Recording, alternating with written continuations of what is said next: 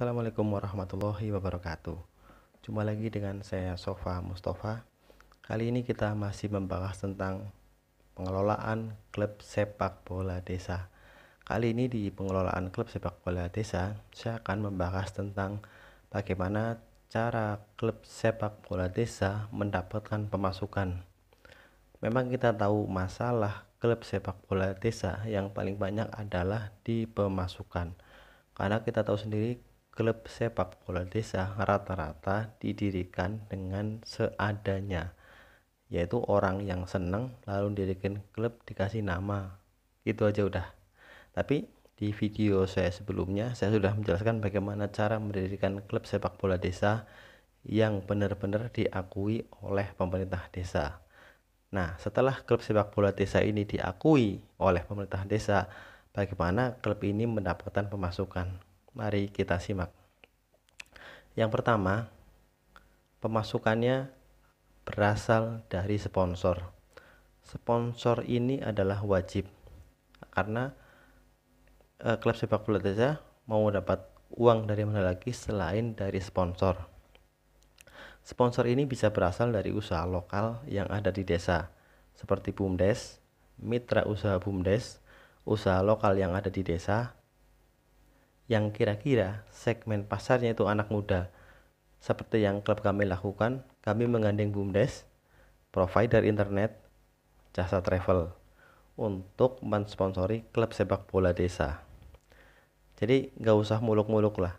Setiap satu sponsor, kalau mereka dalam sebulan saja bisa memberikan minimal 100.000, kalau ada 3-4 sponsor, berarti kita bisa dapat uang satu bulan 300.000 atau 400.000 sebulan.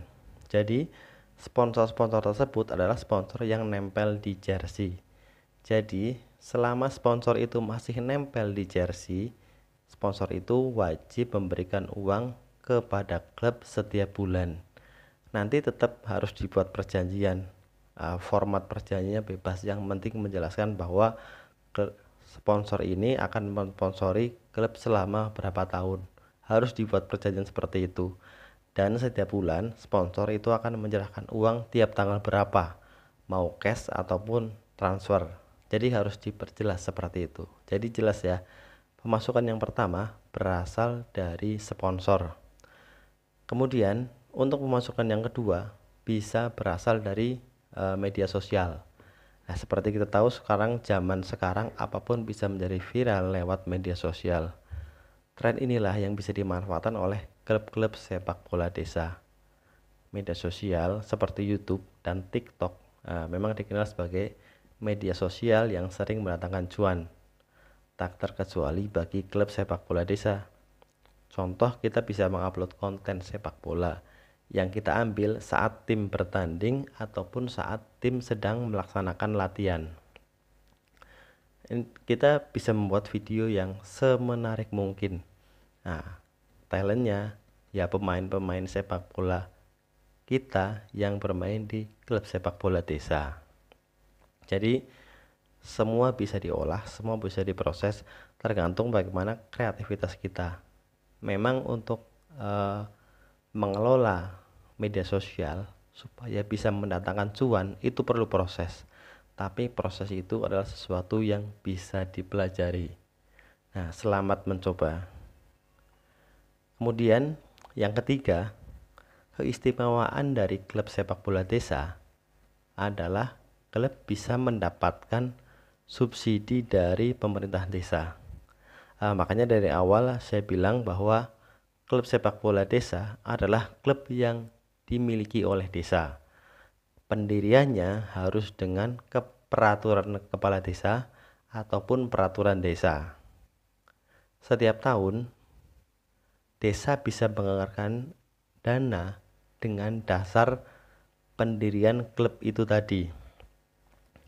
Nah, kalaupun desa tidak mau menganggarkan, desa itu setiap tahun punya anggaran untuk Karang Taruna ataupun kegiatan kepemudaan. Nah, dari anggaran itu bisa digunakan untuk diserahkan kepada klub sepak bola desa melalui kegiatan kepemudaan atau Karang Taruna. Nah, itu makanya pentingnya klub sepak bola harus menjadi klub sepak bola desa. Nah, kemudian yang keempat, kita bisa memanfaatkan event atau kompetisi. Nah, kalau berbicara event atau kompetisi, ini biasanya yang kita kepikiran adalah kompetisi sepak bola. Kompetisi bisa antar RT, antar kadus, antar desa, ataupun antar kecamatan. Yang penting itu berbentuk kompetisi. Nah, kompetisi itu memang bisa mendatangkan cuan. Bisa berasal dari tiket, bisa berasal dari sponsor, ataupun biaya pendaftaran. Tapi yang terakhir ini sangat tidak kami sarankan dari biaya pendaftaran, karena nantinya efeknya biaya pendaftaran akan sangat tinggi, dan itu menjadi kendala bagi beberapa klub-klub sepak bola desa atau klub lokal yang ingin mengikuti. Apalagi kalau sistemnya sistem gugur, udah biayanya tinggi, kalau kalah cuma main sekali, mereka banyak ruginya, dan mereka pasti mikir-mikir kalau mau ikut kompetisi tersebut. Lalu dari mana kita bisa dapat cuan dari kompetisi? Yang pertama, kita bisa dapat cuan dari tiket. Nah, tapi tiket ini pun ada kendala. Ada beberapa desa yang punya lapangan atau punya stadion tapi terbuka, dan mereka mau mengadakan penutupnya tapi biayanya tinggi. Mereka harus sewa terpal, sewa tenda, ataupun nyari-nyari banner bekas. Itu kan ribet juga. Nah, kalau tidak bisa seperti itu, kita bisa memanfaatkan parkir dan pedagang. Di area lapangan kita harus mengatur sedemikian rupa posisi parkir dan posisi pedagang, supaya mereka parkir dengan nyaman, supaya pedagang berdagang dengan nyaman, pembeli pun membeli dengan nyaman, sehingga yang parkir dan yang dagang mereka rela membayar untuk menonton pertandingan itu.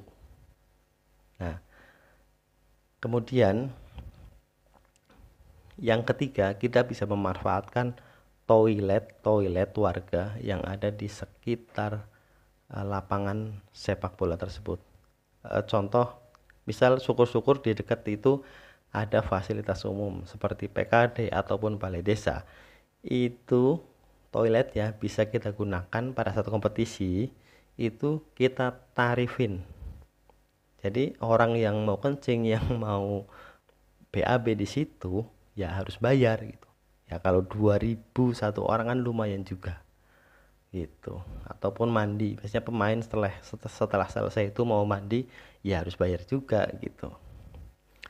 Nah, jadi dari event itu bisa ada pemasukan dari parkir, dari pedagang, dan dari toilet itu, dan juga dari sponsor.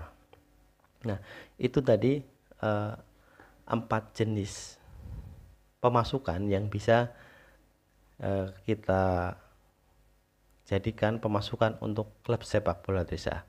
Terima kasih, semoga konten ini bermanfaat. Kalau ada saran, kritik, silahkan komen di bawah. Terima kasih. Assalamualaikum warahmatullahi wabarakatuh.